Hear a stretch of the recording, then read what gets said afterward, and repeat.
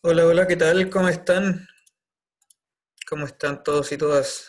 Eh, bueno, como ya saben, ya no tenemos más clases, pero igual grabo este videito como algunas, algunas soluciones de algunos ejercicios que se muestran acá en la sesión de ejercicios de la prueba 2.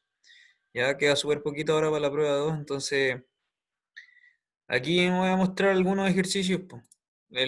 Cualquier cosa me pregunta, por supuesto, ahí me escribe nomás. Si es que tiene algún problema con algún ejercicio.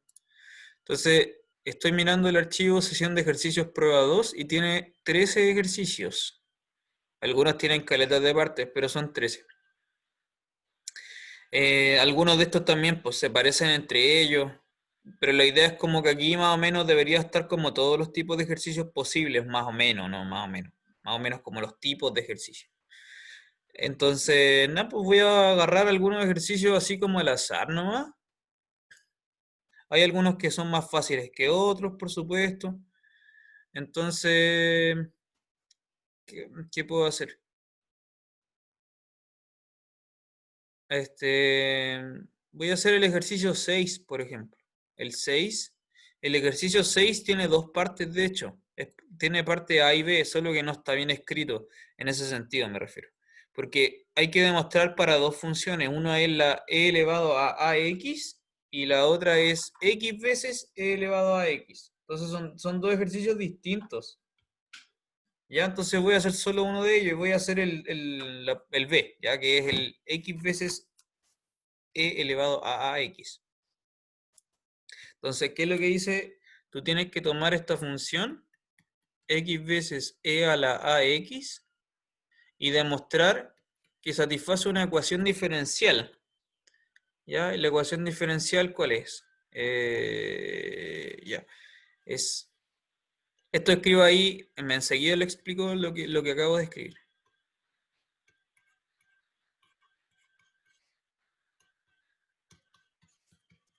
Esto es lo que decía, ¿no? A ver. Ah, a cuadrado. Me faltó una cuadrada aquí. Más a cuadrado f igual 0.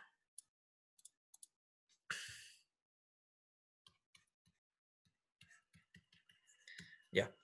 Eh, a ver si estoy viendo si lo escribí bien. Sí, está bien. Esto que acabo de escribir, ese PD, no me acuerdo si lo hemos visto en el curso o no, significa por demostrar. Esa es la idea que queremos demostrar, ¿ya? Ese es el enunciado, que lo podemos dejar entre paréntesis, porque esto es lo que queremos llegar, ¿ya? Por el momento no tenemos nada, a eso es lo que queremos llegar. Eso se anota así en abreviación matemática, es PD, ¿ya? Por demostrar, es lo que hay que hacer, por demostrar. Entonces, como tengo una ecuación diferencial que involucra, voy a marcarlo con color rojo, involucra la función f, con la flechita ahí, involucra el df en dx, que es la derivada, involucra el d cuadrado f sobre el dx cuadrado, esa es la derivada de orden 2. Se recordará usted que esta es la derivada segunda y esta es la derivada primera, ¿ya? Eran notaciones sinónimos, ya son sinónimos. Entonces necesitamos de partida calcular las dos derivadas de la función. Necesito derivar entonces x e a la ax, ya la derivada de esto. Eso se calcula con la regla de la cadena. Perdón, sí, con la regla de la cadena, pero primero hay que usar la regla de la multiplicación, porque estoy multiplicando x por e a la x.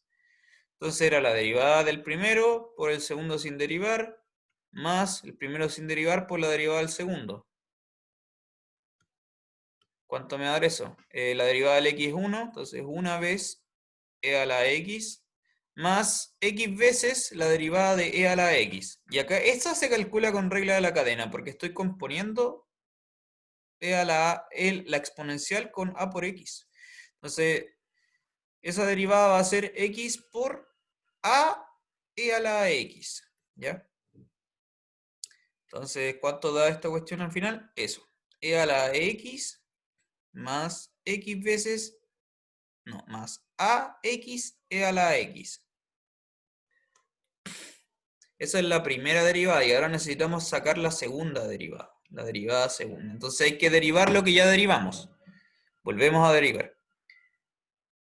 Ya, y de nuevo vamos a tener que usar la regla de la multiplicación de nuevo, mira. De hecho, como tengo que derivar esa suma, es la suma de las derivadas, entonces derivo e a la ax más la derivada de ax e a la ax. Ya, todo eso derivado. Recuerda que el a es un número fijo, un número constante. ¿Ya? No es una variable, es un número, no. Entonces la derivada de e a la x, lo vimos recién, es a veces e a la x. Más, ¿qué hago con este paréntesis del lado derecho? Bueno, esa letra A la puedo sacar afuera porque es un número constante, entonces queda A veces la derivada de x por e a la x. ¿Vale? ¿Y por qué escribo eso así? Em, porque ahora con lo que está entre paréntesis ya lo calculamos. Ya estoy moviendo aquí un poquito las cosas para arriba para tener más espacio. Lo que hicimos, o sea, lo que tengo que calcular ahora, esa derivada ya la hicimos. ¿Ya? Esa derivada ya la hicimos. Entonces necesito aquí cortar para que se entienda que es distinto. Ahí está. Ya, perfecto. Esta derivada ya la hicimos, po. La derivada de x veces e a la x la acabamos de hacer arriba, entonces lo escribo tal cual, po. Entonces esto queda a veces e a la x más a paréntesis lo mismo que hicimos antes, porque ahí ya estaba la derivada de lo que queremos calcular. Entonces queda e a la x más ax e a la x. ¿Ya? Entonces, bueno, si desarrollo esto un poquito más, me va a quedar, ¿qué me va a quedar? A cuadrado veces x e a la ax más 2 veces a e a la ax. Y esta es la expresión de la segunda derivada, entonces ahí tenemos listo la primera derivada y la segunda derivada. Como se recordarán ustedes, lo único que queda por hacer ahora, que ya tenemos las dos cosas, para resolver la ecuación diferencial y comprobarla, es reemplazar este f' aquí, reemplazar la segunda derivada que calculamos, reemplazarla acá, y acá la cuadrado por f, reemplazar la f original. Ya la x por e a la x. Y una vez que tú reemplazas todo, tienes que verificar que eso te da o no te da 0. ¿Ya? Como el ejercicio te dice demuestre, tiene que darte 0 en realidad. No, no debería ser no nulo. Eso es el mecanismo. Entonces lo último que queda por hacer, no lo voy a escribir, es reemplazar lo que está ahí marcado con la flechita. La derivada segunda con lo que encontramos, derivada segunda, la derivada primera con lo que encontramos, y la f con la f, que te daban al principio del ejercicio. Y eso al final te tiene que dar 0. Ya, eso es todo. Eso es con el ejercicio 6 entonces.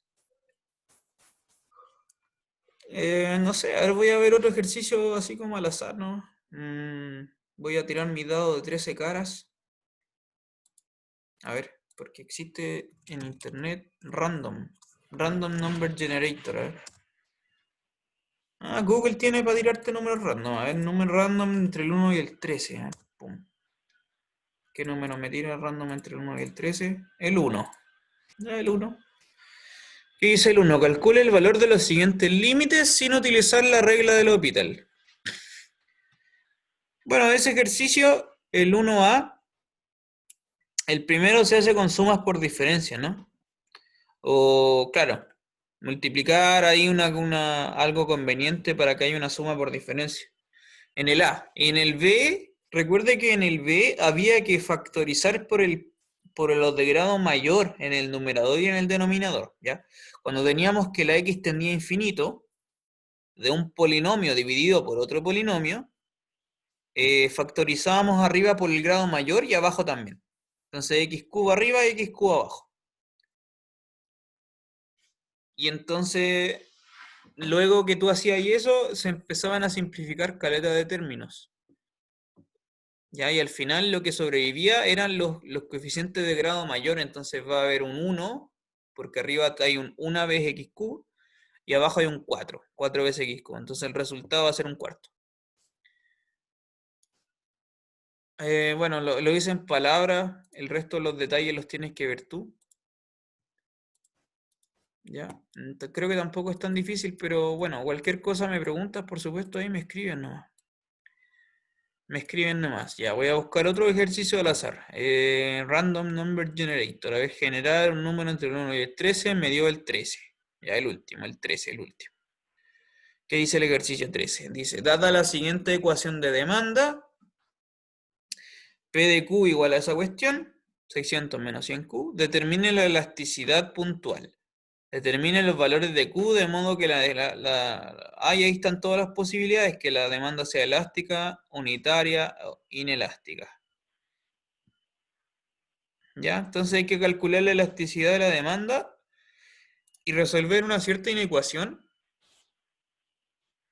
para que ver cuándo es unitaria, elástica o inelástica. Entonces recordemos que en el ejercicio 13, entonces, la demanda, la elasticidad de la demanda se calculaba como eta de Q igual a P partido por Q partido por P', ¿cierto?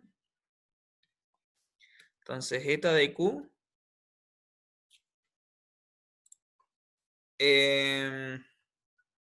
ahí te dan el precio, te dan el Q es la variable, naturalmente, y el P' tenemos que calcularlo, tienes que derivar 600 menos 100Q.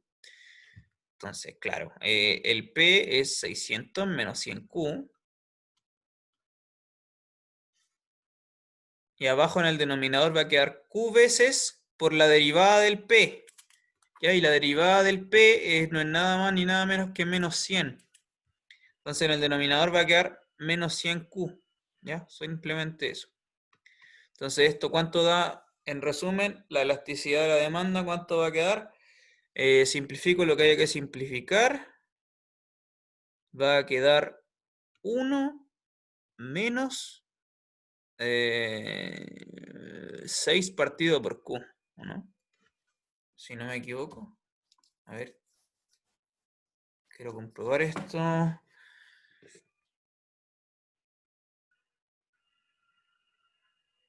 Claro, 1 menos 6 partido por Q. Eso es lo que queda, ¿ya? Después de como separar las fracciones y simplificarlas, va a dar eso. Ya, pues y ahora que tenemos esa información, la elasticidad ya está como bien escrita y todo. Ahora procedemos con los ítems B, C, D, claro, B, C, D. Que se resuelven todos de la misma forma porque son todos parecidos. Entonces, hay que resolver, por ejemplo, la inecuación eta de Q con valor absoluto mayor estricto que 1. Y a ver, ¿y qué solución te da para la Q eso? Entonces, esto no es nada más ni nada menos que valor absoluto de 1 menos 6 partido por Q mayor que 1. Bien. Voy a mover esto hacia arriba todo. Ahí está. Valor absoluto de 1 menos 6 partido por Q mayor estricto que 1. Entonces recuerde cómo se resolvían las inecuaciones con valor absoluto. Eran cuando, claro, en este caso tenemos un valor absoluto de algo mayor estricto que 1. Entonces esto significa dos cosas. Que el 1 menos 6 partido por Q es mayor estricto que 1. O el 1 menos 6 partido por Q es menor estricto que el menos 1. Ya recuerde que habían esas dos posibilidades. O el mayor estricto que el 1, o el menor estricto que el inverso aditivo, el menos 1. Ya, entonces ahora tengo que resolver esta cosa. Voy a tirar el Q hacia el lado derecho, los 1 hacia el lado izquierdo, va a quedar 1 menos 1 mayor que 6 partido por Q. Entonces queda 0 menor que 6 partido por Q. Y esto es vacío. Esto es vacío porque Q es positivo. Entonces 6 partido por Q, que es un número positivo, nunca va a ser menor estricto que 0, pues nunca. ¿Sí? Entonces esto no tiene solución. Solución vacía esta parte. Veamos qué pasa con esta parte, la otra parte de aquí. Entonces, esta sí que va a funcionar bien porque tú tiras el 1, te va a quedar un 1 más 1, como el yogur. mayor que 6 partido por Q. Entonces, ¿qué es lo que queda? Va a quedar 2Q menor que 6, ¿no? Tiré el Q para allá, el 2, y ahora te queda entonces Q menor estricto que 3. Y entonces esa es la solución. Ya, entonces cuando la elasticidad de la demanda era mayor estricto que 1, lo que llamábamos demanda elástica, de hecho, eso va a ocurrir si solo si el Q es menor estricto que el 3. ¿Ya? Y bueno, similarmente te va a dar que el Q, o sea, la elasticidad es unitaria si es que el Q vale 3 y es inelástica si es que el Q es mayor que 3. Ahí van a estar las tres respuestas, de hecho. Ya, por eso decía que si tú resuelves una de las tres, vas a tener las tres de una, ya vas a tener las tres resueltas. ¿Por qué? Porque tú tienes que la elasticidad de la demanda es un número, ya no es nada más, es un número, que tiene tres posibilidades, o es mayor que 1, o es menor que 1, o es exactamente igual a 1. ¿Ya? Entonces, por ejemplo, lo que acabamos de hacer es resolver cuando es mayor estricto que 1, po. ¿Ya? Entonces, la elasticidad es mayor que 1, sí, solo sí, el Q es menor que 3. ¿Ya? Lo que significa, eso es equivalente, lo que significa que las otras posibilidades, que es que la elasticidad sea menor o igual que 1, es para los otros Q. Es cuando el Q es mayor o igual que 3. ¿Ya? Es los otros Q que faltan, que son del 3 a la derecha. ¿Ya? Eso. Entonces ahí tienes todas las respuestas de todos esos ítems del ejercicio 13. Bueno, eso. No sé, a ver cuál más podría hacer. Voy a hacer un último más y el resto le dejo ahí para ustedes.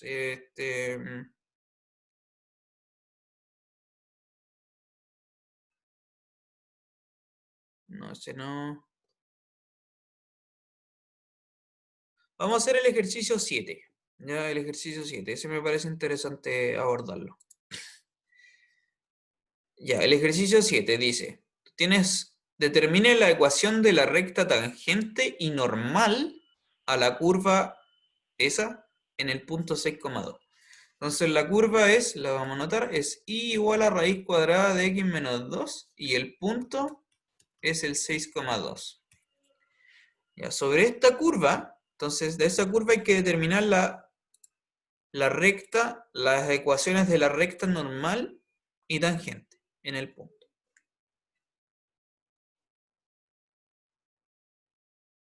¿Ya? En primer lugar, ¿qué es lo que hay que hacer? Antes, primera cosa es comprobar si este punto efectivamente pertenece a la curva o no. ¿Qué significa eso? Que esto efectivamente tiene que cumplirse, que 2, que es la variable y del punto, tiene que ser igual a la raíz de 6 menos 2, ¿ya? 6 porque es la variable x del punto. Y esto efectivamente sí que se cumple. ¿Ya? Esto es cierto, es verídico. Entonces, efectivamente el punto P pertenece a la curva, ¿ya? No hay ningún problema, el punto E es de la curva. Por ahí vamos bien. Ahora, para calcular las rectas tangente y normal, recuerde que necesitábamos la derivada, porque para encontrar la ecuación de la recta, habían dos formas. O dado dos puntos, o dado un punto y la pendiente.